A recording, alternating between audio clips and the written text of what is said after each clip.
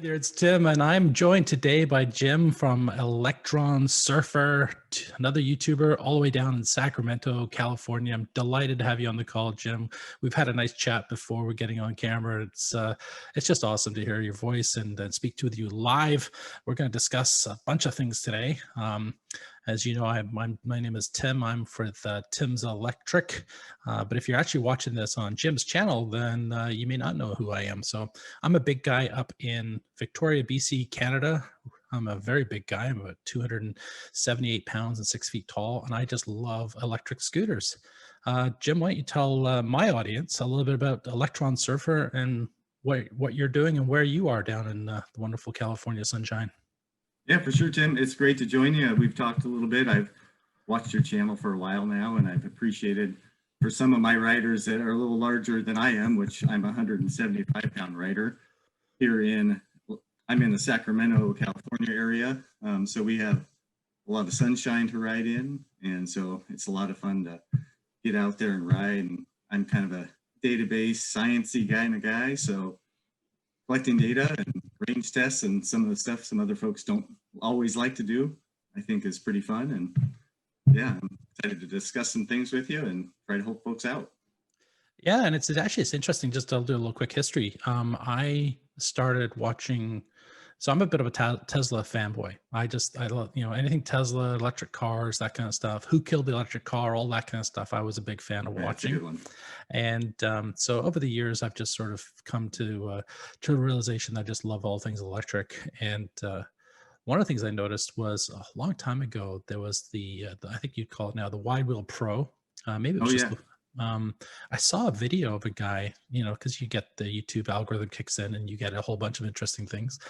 And I saw this from, I think it was down in Florida at the time. And I thought that just looks like fun, like really lots of fun. And that was my first sort of seeing an actual electric scooter. I'm not sure about you. Did you have a similar experience? Did you see one for the first time and go, oh, wow, that's kind of cool? Around here, I had some friends with some old GoPeds. So GoPed had an old electric model you could get.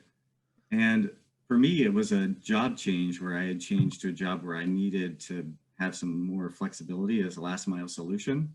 Mm-hmm. So I bought this really light Zoom Strider scooter. Oh, yeah. And for me, I was really trying to do research. I'm just wired that way, and I couldn't find that much. So when I bought the Zoom Strider, I'm like, man, I need to do a review of this. I can do this. So, so my exposure to electric scooters was more for a personal use perspective. I kind of knew about them, but I didn't really have experience with them. And so that's what prompted you to start the actual channel? Yeah. I think I had, so I started my channel a little bit differently. After seeing that particular scooter, I was convinced that a Wide Wheel Pro was the perfect electric scooter for me. I'd seen a couple of the videos, Fluid Ride and other riders and other YouTubers had done reviews of it. And I thought, oh, that's amazing. And fortunately, right here in Victoria, BC, we have a store called Ride the Glide, and they had a bunch of scooters in there. And I thought, well, what if I have a background, my wife's a YouTuber, we do yoga YouTube channels, she has a couple of YouTube channels, and I thought, what if I went in there and offered my services of doing a short video? Maybe they'd be okay lending me a scooter for an afternoon to try out. And at the time I just didn't have the budget to buy. I saw the Strider video. Funnily enough, I actually saw somebody with a Strider. I think it was a 600 watts, if memory serves me. I never got to actually try one. I just saw one on YouTube. Then, long story short, Ride the Glide were really, really helpful and kind, and they lent me a 08 to try out, and then a 09. And nice. I thought, wow, what I should do? I should make a video comparing the two. And so I posted that, and then I did a video of 08, 09, 010 and tried that out. And right. And then one day I went in there to see, to say, hey, look, I should try a different scooter. They said, hey, did you know we have a 09 on a demo model? It's Oh yeah. cheaper, Yeah. which appealed to my my cheapness. And Right. I did a 08, 09, 010 comparison, and at the end of it, I actually went down and said, "Yes, I'll buy that." So I went and bought one. Um, I had tried out and bought a cheapy 300-watt motor scooter, and it basically disintegrated under my weight, and it didn't last very long. So I realized that I needed to look at something with a little bit more quality. And so I'm Right. sure that's common. How about yourself? Did you try anything else out before the Strider? That's the one thing here where I'm located. There's not really any places to try scooters out. So I really was in that position of trying to do research and Hmm. then taking that chance on buying something that may or may not work for me necessarily. Right. So I, kind of sprung for that, Zoom Strider, which I think was about $800, something like that. And I think they Mhm. maybe gave me a 10% discount. There might have been a discount code floating around. Right. Um, but yeah, I mean that's kind of. I really wish I had that ride the glide option like you have. I pretty much buy all of the scooters, and but I just spend a lot of time with them. So I think that's you know it's a lot more outlay of funds, but then I do like being able to really dig into some of the specs on there. Well, that's what I love about your channel, because you're so details oriented and you're analytical. So you're Right. able to, and you take the scooters out on a similar run. It was Hmm. your channel that helped me figure out what I was going to do with mine. Like, you had that one part of, I assume it's like a park that you're riding through, and then you kind of go up the same hill. You do your hill climb tests with the Oh scooters. yeah, yeah. And so I've been watching all those videos over the last few months and sort of just enjoying them. And I think, it really helps somebody to understand, right? Like, I recognize that you're a lot lighter than I am, and so that didn't make sense. So that I realized that there are two demographics out there: bigger guys like myself that are going to perhaps more lean towards some of my videos, because they can say, "Hey, well, like, you know what, Tim's shooting straight," just like yourself, Jim. You're just telling it like it is. Right. I remember there was a particular video where you had your family involved. I think it was the 08 versus 09, and Yep. your conclusion for your family was the 08. And I went, "Yep, I love this video, everything about it," and I went and bought the 09 anyway. Well, I think what you're talking about, the honesty, if you get a lot of honest information out there, it lets people pick what helps them Yeah, on a given topic. And it doesn't have to be like what you're saying is necessarily what you're recommending to that individual, but you're giving enough information that you can help them make a decision. absolutely, absolutely. And there's a level of integrity that comes along, right? Because we're not getting bought out by big companies running along saying, "Here, say something wonderful about our product." Right. Like, once I actually I did a review of the Wide Wheel Pro, and I did a Wide Wheel Pro versus, I think it was probably 08, 09, 010 or something like that, just single motor scooters.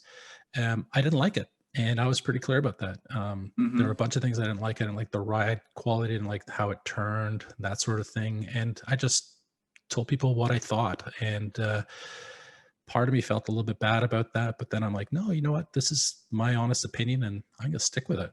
Have you ever reviewed a video or reviewed a scooter and just gone, "Oh, wow, no," or "Yes, that's amazing," or and just have Yeah. that visceral moment?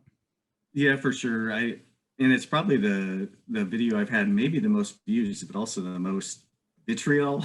Oh, no. So it's the Go Tracks GXL version 2. Okay. The biggest problem for me was it didn't come anywhere near its advertised speed. Its display would say it, but you were going about 12 or 13 miles per hour. But Right. the company would not stand behind it at all. And some of it was just, I just didn't really think it really performed up to its advertising.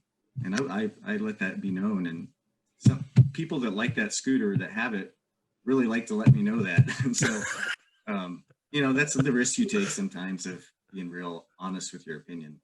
Yeah, no, you know you've made it when there's vitriol and trolls Right, leaving comments. exactly. It's like fantastic. Yeah, no, I Yeah, love it. And also, you're like myself. You get in there to the comments section, you're replying to the comments, and that's amazing.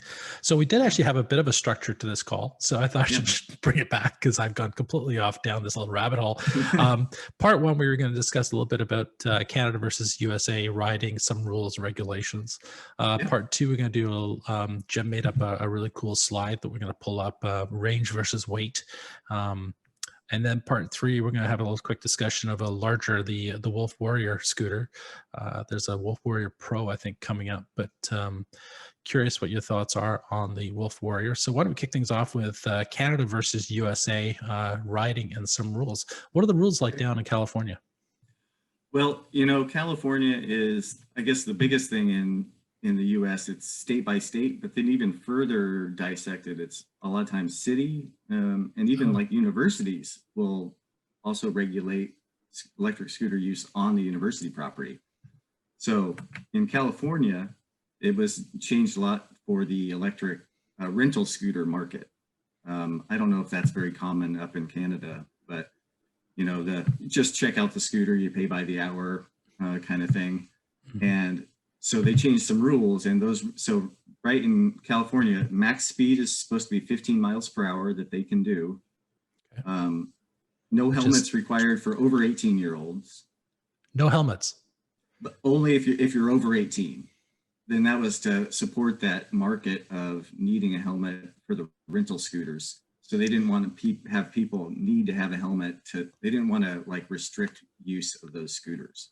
So you've got people riding around in California on like birds Mhm. and lime and things like that, doing 24 kilometers an hour, 50 miles an hour with Right. no helmet. Right. Oh, wow. And Okay. so there's been a fair number of accidents I would related. imagine. Yeah.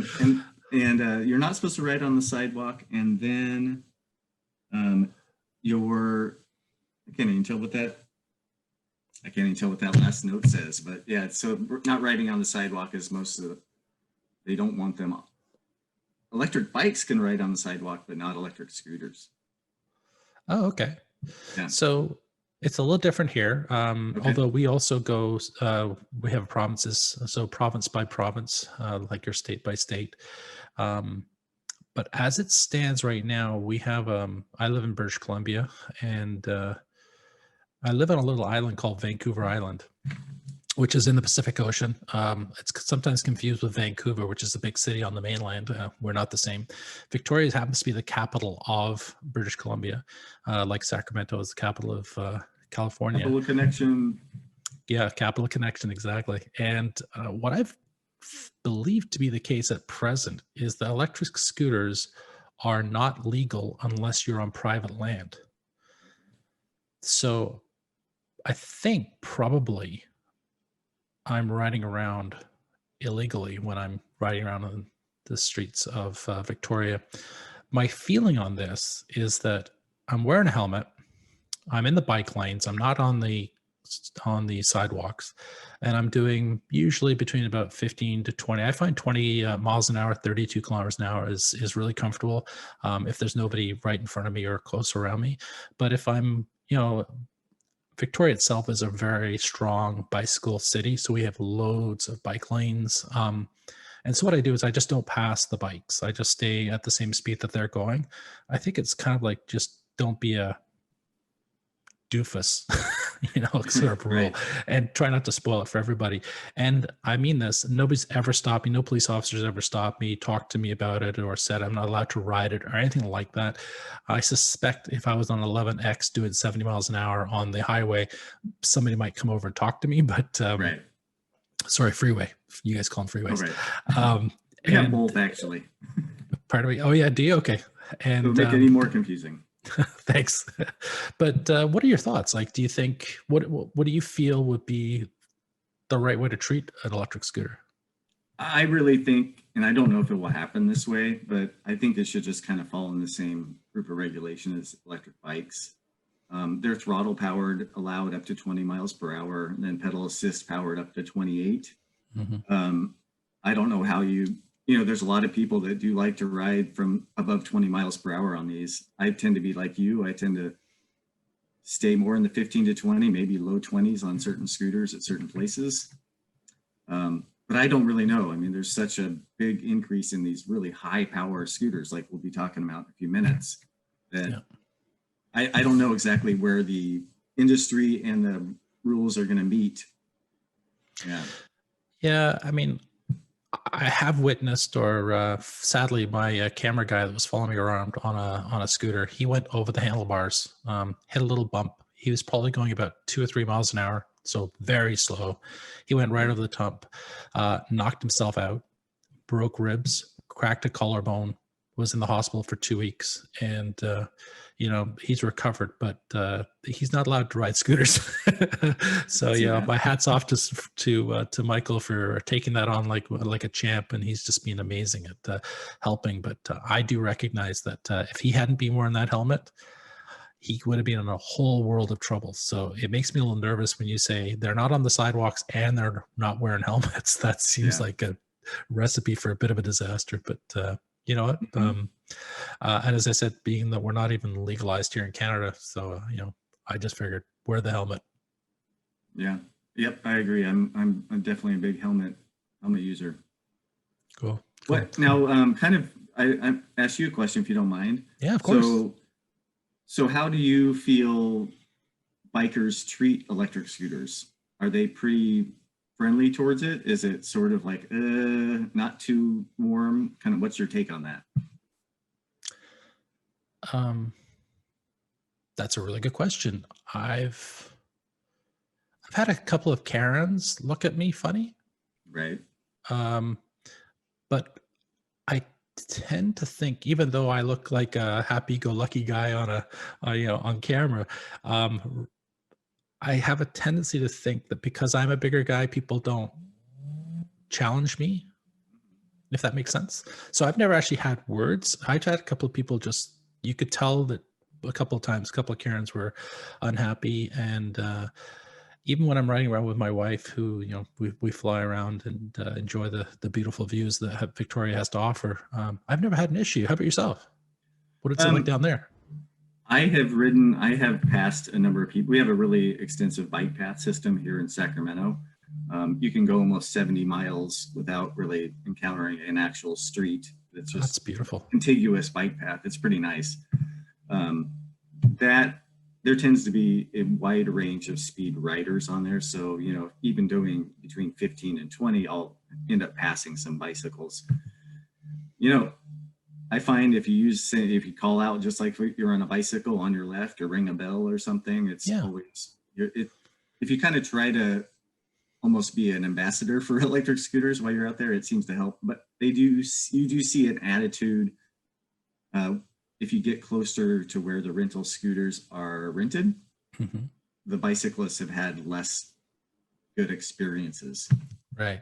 So, Well, because people don't know, right? They're just trying it out. Like I can remember hopping on, I was riding around on the 09, and then I did a review of the Dualtron X, and I got on that, and I thought, oh wow, this is a different animal. Oh yeah. And I was actually frightened. Like it was very heavy, quite cumbersome. I'm very fortunate I've got good balance, because it was something to get used to. I suspect that if somebody hasn't been on a scooter since childhood, and maybe their balance isn't great, that perhaps if they're renting the scooter for the first time, or they're quite new to scooters, it might be a bit of a challenge for some people getting used Right. to balancing around. But Yeah. so I would imagine, they're cutting off bicycles or cyclists as they go through the city. But no, I've never had a major issue. Okay. Yeah, just curious. Yeah, for sure. Well, why don't we scoot on to part 2, range versus weight. All Now, right. I know you have a graph. Why don't you share with us what this graph is going to show us? Okay, so basically, what I did before meeting Tim is I had wanted to know what the difference. Of course, everybody, I think, if you've ridden an electric scooter now, the rider's weight plays a huge role in how far you can go. It's just, Absolutely. it's probably the major factor. Mhm. And so I had, have my son that's done some range tests at a different weight than me, my lady friend. But I also did a few where I actually put weights on the deck of the scooter to try to equal its maximum weight and rode that way. So I did that with two Really? different, yeah. So I did You that with need two a different photo of scooters. that. If you have Oh a photo, man, that's hilarious. I should have taken a photo. So I had 70 pounds of dumbbells on one time. Then I put 50 pounds in a backpack. Right? That didn't work out very well. That didn't feel great. That was a No. rough range test to do. So I graphed this data and then I put, so I don't have a lot of data points you'll see on the graph when I send it to you for the display. But it gives you a little sense. I started to try to build this trend, and then to see if this graph even is worth its weight in anything, I want to ask. So I'm going to ask you what you would got on the range for the touring and the cruiser, and kind of what I think. Or I'll start out with what I think Yeah, you would go have for it. got, and Let's then you go can for it. use that as a go from. So for my information, I think you would on the touring you might have gotten something in the range of the mid 20-kilometer range. Okay. And then on the cruiser, I think maybe you could have gotten as much as 50 kilometers, like 30 miles, if you're really pushing it. So excellent guesses. The one difference, and this will be a difference that might have an impact on your chart, is temperature. Oh yeah. I'm in Canada. Now, even though I'm in a part of Canada where it snows, we have an average snowfall here of, or receiving snow here in Victoria of once per year. So we get snow for 1 day per year, and that's it. And that's how I like it, because I come from a part of Canada where we used to get 50 days of snow. So, and there are parts of Canada that get way more than that. So suffice to say, I really don't like snow anymore. So, but the temperature does drop. So we're about 45, 46 degrees Fahrenheit today, which is, but usually we're hovering around 8 to 10 degree C every day right now. So that's chill. So we are definitely cooler, and that's going to have an impact on the batteries. Right. I was closer to 20 on the eMove touring. Okay. And I actually think, if memory serves me, and I have to go back to my video, but I think it was 56 on the cruiser, the eMove cruiser.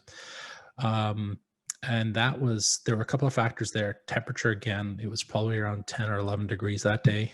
So that 46 temperature. And also the wind picked up on the ride back. So what I did, went from Victoria to another small town north of Victoria, and then turned around and came back. So yeah, blown away by the distance that eMove cruiser could travel. Just staggering that it was able to carry this big guy at a comfortable speed on a nice big deck. It was really comfortable, but it was exhausting to do the range test. Oh yeah. It's nice to have the deck space where you can kind of work your feet out and, change the foot positions. But you're right. It gets to be pretty exhausting. Yeah, I don't think I'm going to be doing a lot of range tests with, that require me to be on a scooter for that sort of time in the near future. It's exhausting. What were your results like? I got up to 42 miles on the cruiser. So that's, I haven't done that many conversions. So I'm not sure what that is exactly. So that's about 65 kilometers. Okay. And I got about 22 miles on the touring. Oh, okay. But 35 kilometers. That's a long way. Yeah. Pretty good. And I slammed the touring myself. I found that the speed, the baseline speed for my weight was just far too slow. I even charged up and did a speed test, charged it right up and did an actual maximum speed test.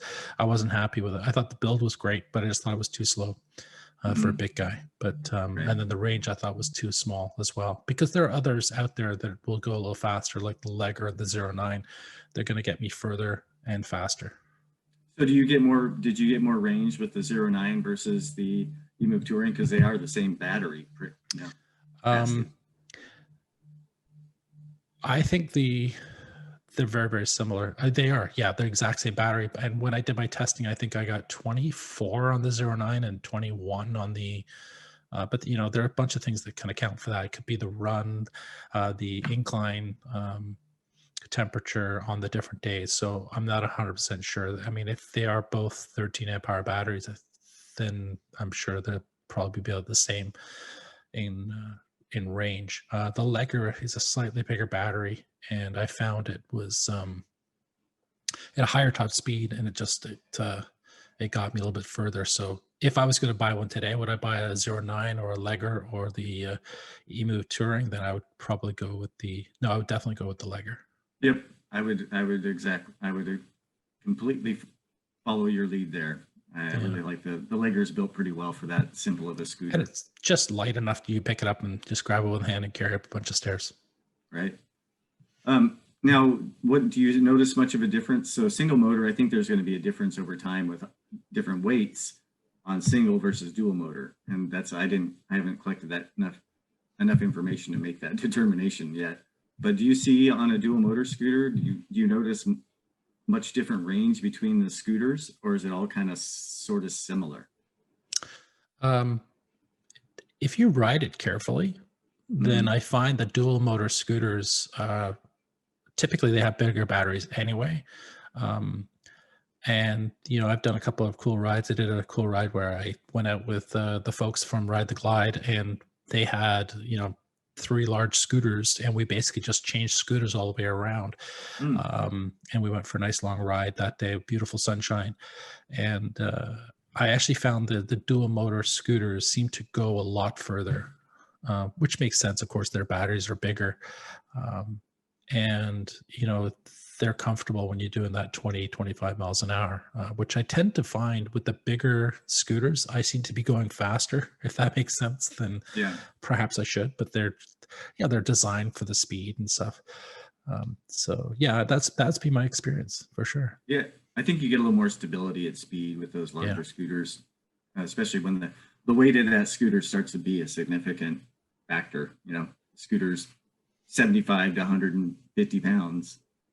Absolutely. And that's actually what we're going to be talking about next, right? Is our part 3 of our discussion. And we're going to talk a little bit about the Wolf Warrior. When that Wolf Warrior is, I think it's 101 pounds or something like that. It's a beast to lift.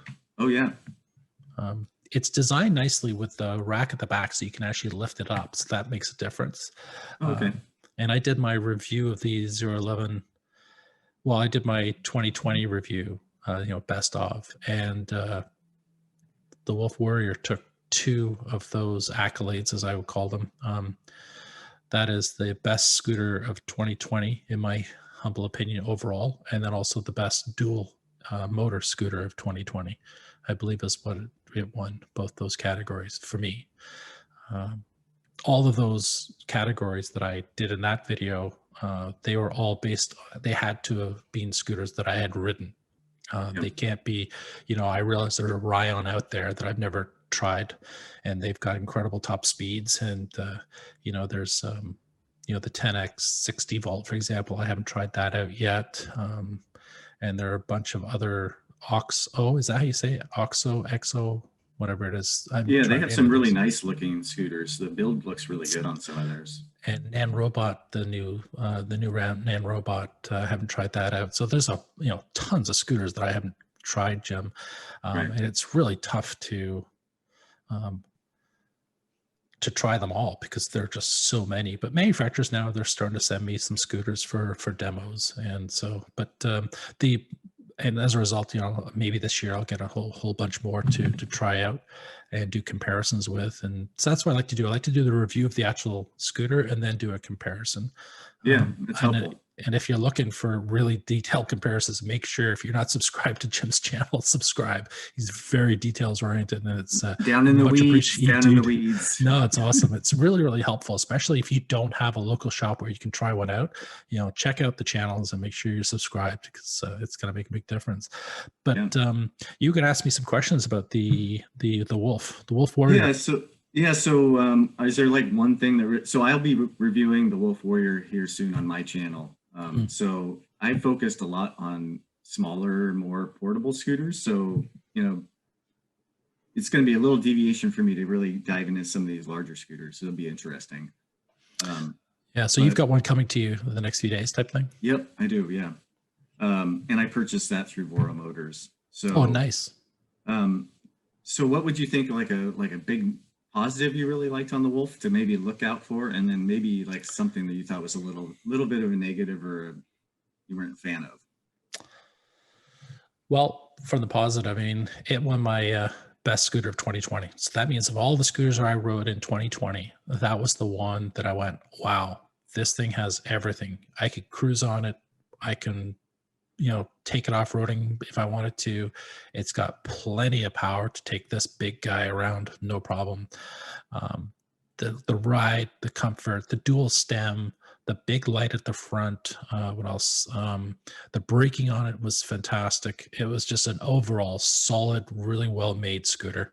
I put Wolf on the same sort of line as like a Dualtron Thunder or a 011X. There's probably similar price points depending where you are in the world, and all three of them are excellent in those categories. But I thought just overall the Thunder was my preferred scooter because it was flexible enough that if I decided to go off-roading, as I said, I could do it.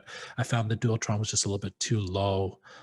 Again, a fabulous machine. But um, the 11X was faster, more peppy off the line. It would it's 70 volts though, and it's a big battery, a big power from those twin motors. But so yeah, so what did I like about it? The big thing was definitely just the ability to be able to just do anything with it. The only downside, and this is a downside that you're going to get with these style of scooters, is the weight. It is a huge weight. It's 100 pounds, which is more than double of the single motor scooters. Yeah. Even the Cruiser, I think, is around 55 pounds, and I can go 50 kilometers on that thing. So, uh, to double the weight means for somebody who lives on the top floor of an apartment building with no elevator, I don't want to be carrying a 100-pound scooter up and down the stairs all the time. Yeah. But again, I don't really know. So when I give you that negative, it's not really a negative that Dualtron or Voro or Zero can change, right? Yeah. Because, batteries are going to weigh what batteries weigh. The motor's going to weigh what the motor weighs until we get to solid state batteries, until like some big changes in the next few years happen. If you want dual motors and you want power, yeah, you must be excited about it though. It's an amazing machine. If you got a garage that you can just ride straight into, wow, you're laughing. Yeah, I would be keeping it. Yeah, and I've had back problems, so the weight of the scooter really comes into play for me. So even just moving that scooter, versus rolling it. So I'll be lucky enough to have it in a roll it. I'll be able to roll it around. So yeah, we'll just be kind of sitting in the garage, and yeah, it'll be interesting.